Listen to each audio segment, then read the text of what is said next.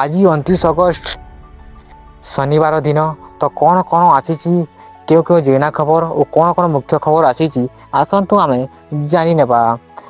ବିଭିନ୍ନ ଯୋଜନା ଖବରରୁ ଆସିଛି କିଛି ନୂଆ ଖବର ଓ କିଛି ଭଲ ଖବର, ଯୋଉଟା ଆପଣମାନେ ଜାଣିବା ବହୁତ ଜରୁରୀ। ତ କଣ ଆସିଛି ଖବର ଗୁଡ଼ିକ, ଆସନ୍ତୁ ଆପଣମାନେ ଏ ଭିଡ଼ିଓରେ ଜାଣିପାରିବେ।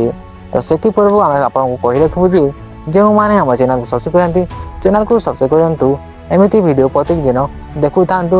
ପ୍ରତିଦିନ ସକାଳେ ମୁଖ୍ୟ ଖବର ଗୁଡ଼ିକ, ଯୋଜନା ଖବର ଗୁଡ଼ିକ। ତ ଏବେ ଆସନ୍ତୁ ନଜର ପକାଇବା ଆଜିର ନୂଆ ଯୋଜନା ଖବର ଉପରେ। ପ୍ରଥମ ଯୋଜନା ଖବର ହେଉଛି ସୁଭଦ୍ରା ଯୋଜନାକୁ ନେଇକି।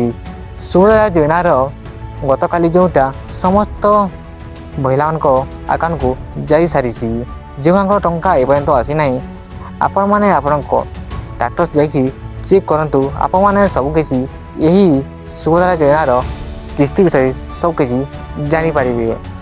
ଦ୍ୱିତୀୟ ଯୋଜନା ଖବର ହେଉଛି ପ୍ରଧାନମନ୍ତ୍ରୀ ଆବାସ ଯୋଜନା।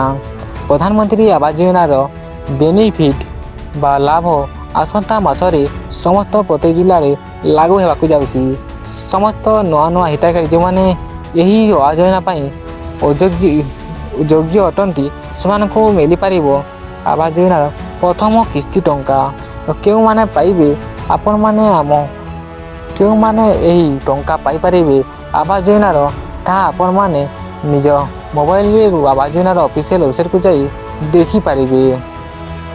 ତୃତୀୟ ଯୋଜନା ଖବର ହେଉଛି ପ୍ରଧାନମନ୍ତ୍ରୀ ଫସଲ ବୀମା ଯୋଜନାକୁ ନେଇ ଆସିଛି। ପ୍ରଧାନମନ୍ତ୍ରୀ ଫସଲ ବୀମା ଯୋଜନା ଏହି ବର୍ଷରେ, ଚଳିତ ବର୍ଷରେ ଖୁବ୍ ଶୀଘ୍ର ମିଳିବାକୁ ଯାଉଛି। ପ୍ରଧାନମନ୍ତ୍ରୀ ଫସଲ ବୀମା ଋଣ ପ୍ରତ୍ୟେକ ଚାଷୀଙ୍କୁ, ପ୍ରତ୍ୟେକ ଜିଲ୍ଲାର ପ୍ରତ୍ୟେକ ଚାଷୀଙ୍କୁ ମିଳିବାକୁ ଯାଉଛି। ଯେଉଁମାନେ ଏହି ପ୍ରଧାନମନ୍ତ୍ରୀ ଫସଲ ବୀମା ଆବେଦନ କରିଛନ୍ତି, ସେମାନଙ୍କୁ ମୁଖ୍ୟତଃ ଏହି ଯୋଜନାରୁ ଲାଭ ବା ଋଣ ଟଙ୍କା ମିଳିପାରିବ। ତାହା ଏହି ବୋଲି ପ୍ରଧାନମନ୍ତ୍ରୀ ଆବାସ ଯୋଜନାରୁ ଗୋଟିଏ ବହୁତ ବଡ଼ ଖବର ଆସିଥିଲା। ତ ଏମିତି ଗୁଡ଼ିଏ ଯୋଜନା ଖବର ଆଜିର ଏହି ଅଗଷ୍ଟ 29 ତାରିଖରେ ଆସିଥିଲା। ଯଦି ଏମିତି ଯୋଜନା ଖବର ଆପଣମାନେ ପ୍ରତିଦିନ ଦେଖିବାକୁ ଚାହୁଁଥିଲେ, ଆମ ଚ୍ୟାନେଲକୁ ସବସ୍କ୍ରାଇବ୍ କରିପାରିବେ। ତ ଆଜି ପାଇଁ ଏତିକି, ରହୁଛି।